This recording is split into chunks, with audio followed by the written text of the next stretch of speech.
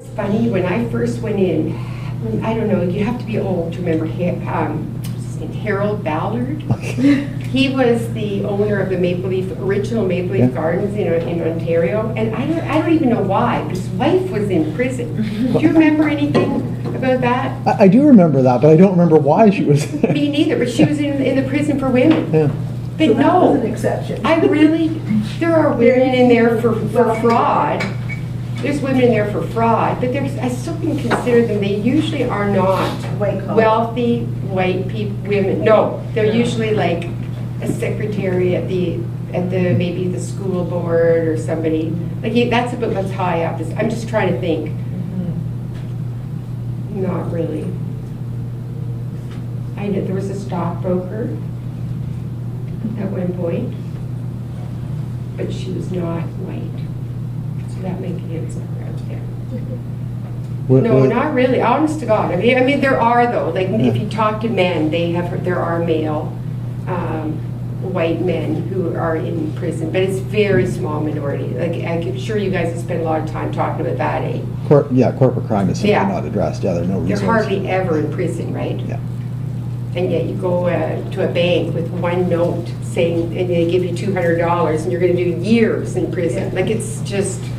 I think, don't you think even everyday people realize that there's this incredible, hypocrisy in terms of crime?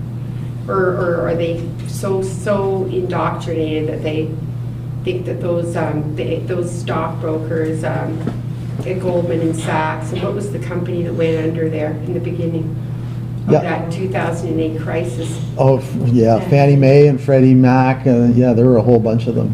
Yeah, that were responsible. They were responsible for provoking the crisis. People losing their homes, people losing their jobs in the thousands, and no, they weren't held accountable. And in fact, many of them ended up getting money from the government so that the company could be reformed to continue on with the same stuff that they had been doing that led to the crisis. Yeah, Obama's. Yeah, too big to fail, right? And I mean, if you Google Purdue, who produced Oxycontins, they have all kinds of lawsuits in the States that they've actually lost, that they have proven that the executives were aware that Oxycontin was very addictive. And that they purposefully marketed it as non-addictive unless you're already a drug addict. And that large chain stores had, there was way too much Oxycontin being distributed to different drugstore chains to be logical. Like it had to be getting out into the black market in some way. You made the point earlier about the people are being arrested and incarcerated are not predatory. They're not predators, and the crime rates are going down, but incarceration is going up. But it seems the definition, I think we can say, of there is a group of criminal actors who are predatory, who by definition their activities are targeting people for their own gain, and they develop entire systems for how to target those people, how to find their weaknesses, how to find their vulnerabilities, and then how to profit from that. And they're CEOs. That's what they're designed to do, or they're public relations people who are trying to find the weakness where they can pinpoint somebody in advertising.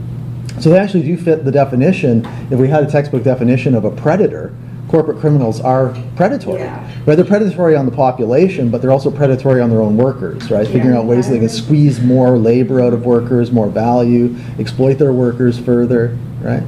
But that's not, and I think when it comes to like how people view crime, or it's not even so much indoctrinated, but every example that is used says that that's not what we're worried about.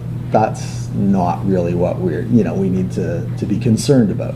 And they don't need to do it. Like my point was, I hope you got it. Right. But that if you were put into a situation where really your chances of making enough to feed your children, because I think it's true that a lot of racialized minorities, I think you could probably find all kinds of evidence of that, are really have a difficult time getting into higher, education and being able to make an adequate living. And so I think it is logical and adaptive behavior to figure out a way to make enough money to feed your family, get a car, your kids want a cell phone, but these guys, the CEOs, I mean, it's not because it's not logical adaptive behavior, it's greediness, right? It's straight greed, right, across the board. It's more and more and more, and there's never enough that says, well, you don't need more.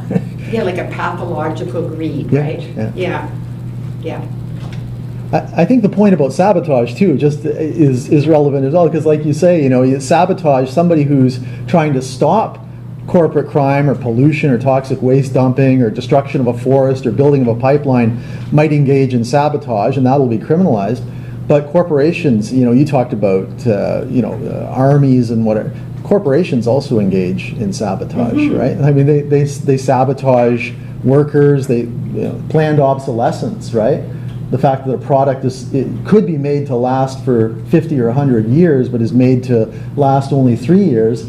That's the company sabotaging their own product so that you'll have to buy more of them. Right? What do you guys think, though? I always wonder, because I always wonder what people what do you guys think? I mean, I'm happy if anybody totally disagrees.